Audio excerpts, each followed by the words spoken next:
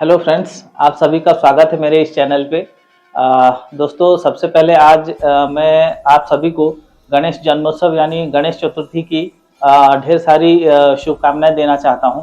दोस्तों, हिंदू धर्म में शायद ही कोई ऐसा व्यक्ति हो जिसको भगवान गणेश के बारे में पता ना हो। उनका जन्म कैसे हुआ और उनके सारी लीलाएं कैसे कैसे क्या क्या हुआ, ये लगभग थोड़ा बहुत हम सबको पता है। लेकिन दोस्तों, आज हम इस वीडियो के माध्यम से हम लोग ये जानने की कोशिश करेंगे कि भगवान श्री गणेश की जो स्वरूप है, प्रतिमा है, जो स्वरूप है, तो वो हमारी डेली लाइफ में हम लोग को कैसे प्रेरित करता है, मतलब क्या सिंबलाइज करता है, हमें क्या प्रेरणा देता है। कुछ कुछ हमको जो हमारे आध्यात्मिक और पारिवारिक लाइफ में हमें कैसे मोटिवेट करता है, ये हम लोग जानेंगे। नेक्स्ट हम लोग दोस्तों जानेंगे भगवान श्री गणेश के बारे में कुछ रोचक तथ्य, यानी कुछ लेसर नोन फैक्ट या फिर अननोन फैक्ट, ये हम लोग जानने की कोशिश करेंगे। नेक्स्ट हम लोग दोस्तों बात करेंगे, जैसे कि आप सभी को पता होगा, भगवान विष्णु की 10 अवतार हैं, भगवान शिव की 11 रुद्र अवतार हैं, वैसे ही माँ दुर्गा के 10 अवतार हैं, 9 नवदुर्गा स्वरूप हैं। तो इन सब के बारे में तो हम लोग को पता रहता है, लेकिन भगवान श्री गणेश की भी बहुत सारे अवतार हैं। उनमें से 32 अवतार जो हैं उनके बारे में आज हम लोग बात करेंगे। तो दोस्तों, इस वीडियो को स्किप ना करते हुए आप पूरा एंड तक देखिए, और मुझे आशा है कि आपको भी कुछ ऐसा पता चलेगा कि आपको लगे हाँ भाई, ये तो मेरे को पता नहीं था, ये ऐसा लग सकता है। कुछ ऐसे फैक्ट आपको पता चल सकते हैं, मुझे भी लगा था। तो दोस्तों स्टार्ट करते हैं, चलिए। भगवान गणेश का स्वरूप बहुत अनोखा है। जैसे कि हम सबको पता है, उनका सर एक हाथी का है और उनका शरीर एक मानव का है। तो ये जो कॉम्बिनेशन है दोस्तों, ये थोड़ा अनोखा लगता है, और यही चीज़ हमें प्रेरणा देता है, हमें एक प्रतीक के रूप में सिंबलाइज करता है कि आप जो भी सोचते हो कि इम्पॉसिबल है या फिर अनएक्सपेक्टेड है, तो वो भी पॉसिबल हो सकता है, बशर्ते हमें उस चीज़ को सही ढंग से, सही तरीके से करना आना चाहिए। और यही हमको एक सीख मिलता है कि ऑलवेज एक्सपेक्ट द अनएक्सपेक्टेड। और दोस्तों सेकेंडली, उनका जो बड़ा सर है, हाथी का सर है, वो क्या सिंबलाइज करता है दोस्तों? वो हमको एक सिग्निफाई करता है करेज, नॉलेज, विजडम, एंडोरेंस, ये सब सिग्निफाई करता है। और ये चीज़ हमें, ये उनका जो बड़ा सर है, हमको ये प्रेरणा देता है कि ऑलवेज थिंक बिग, मतलब बड़ा सोचिए।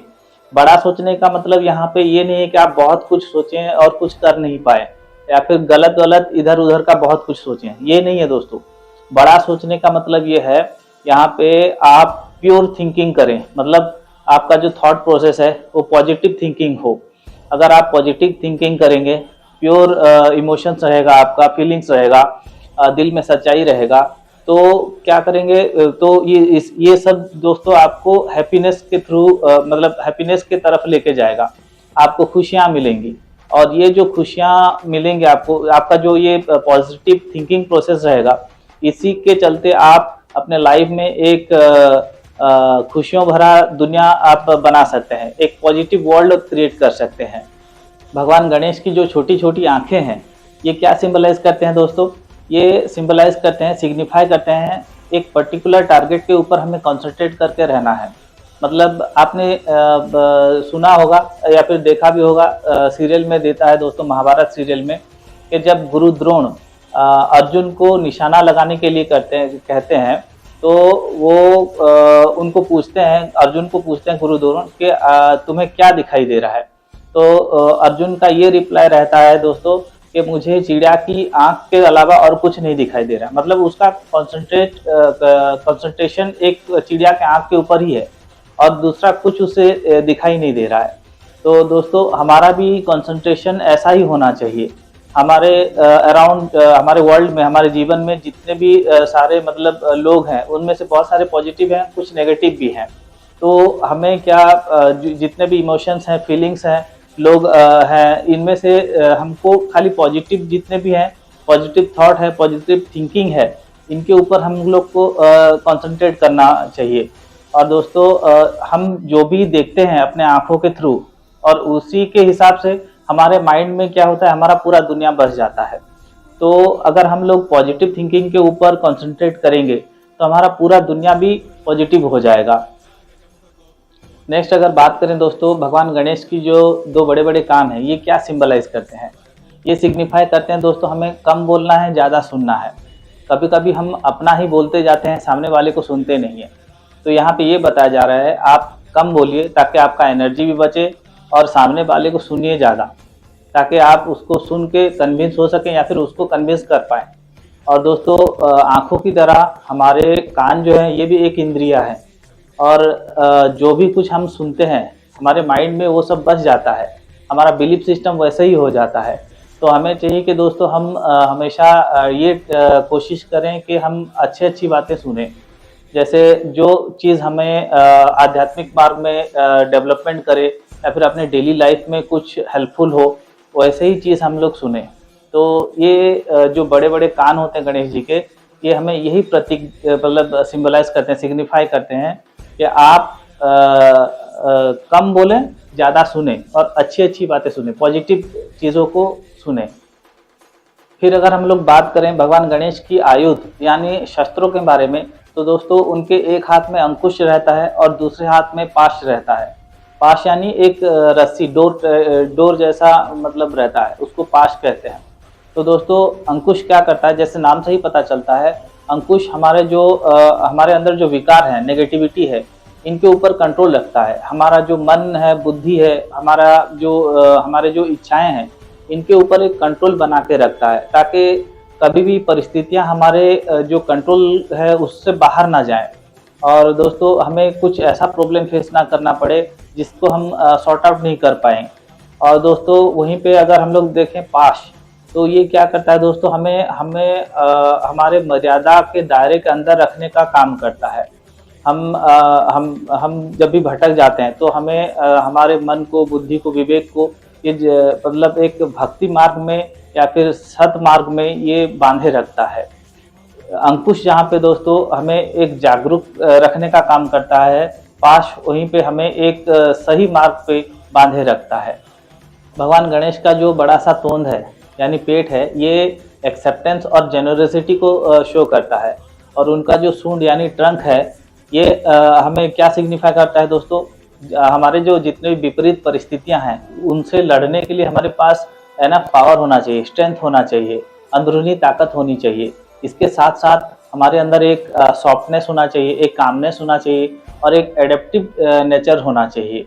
दोस्तों जैसे हाथी का सूंड क्या होता है, बहुत पावरफुल होता है, उसमें बहुत ताकत रहता है, लेकिन साथ ही साथ वो सूंड में इतना लचीलापन होता है, वो ज़मीन से एक सिक्का भी उठा सकता है। तो हमारा नेचर भी वैसा ही होना चाहिए। भगवान गणेश की जो एक दंत है, ये हमें एक पर्टिकुलर वे में फोकस रहने का प्रेरणा देता है, एक पर्टिकुलर चीज़ के ऊपर कंसंट्रेट करने के लिए हमें प्रेरणा देता है।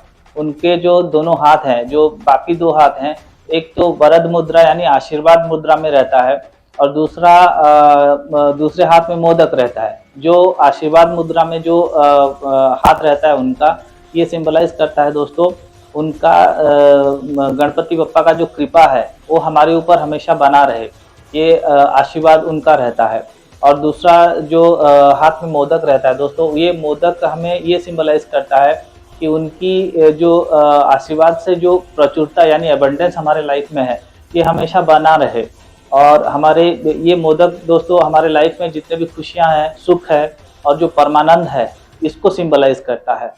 नेक्स्ट अगर हम लोग बात करें भगवान गणेश की जो वाहन है यानी चूहा, ये हमें क्या सिंबलाइज करता है, क्या बताता है दोस्तों? जैसे कि चूहा है वैसे ही हमारा मन और बुद्धि भी बहुत चंचल और दुष्ट होता है। और भगवान गणेश ने जैसे चूहे को कंट्रोल करके अपना वाहन बना लिया, वैसे ही हम लोग अपने बुद्धि को जागृत करके, विवेक को जागृत करके हम अपने जो नेगेटिविटी है और मन की जो विकार हैं उनको कंट्रोल कर सकते हैं और उनको एक सही मार्ग में हम लोग ले सकते हैं।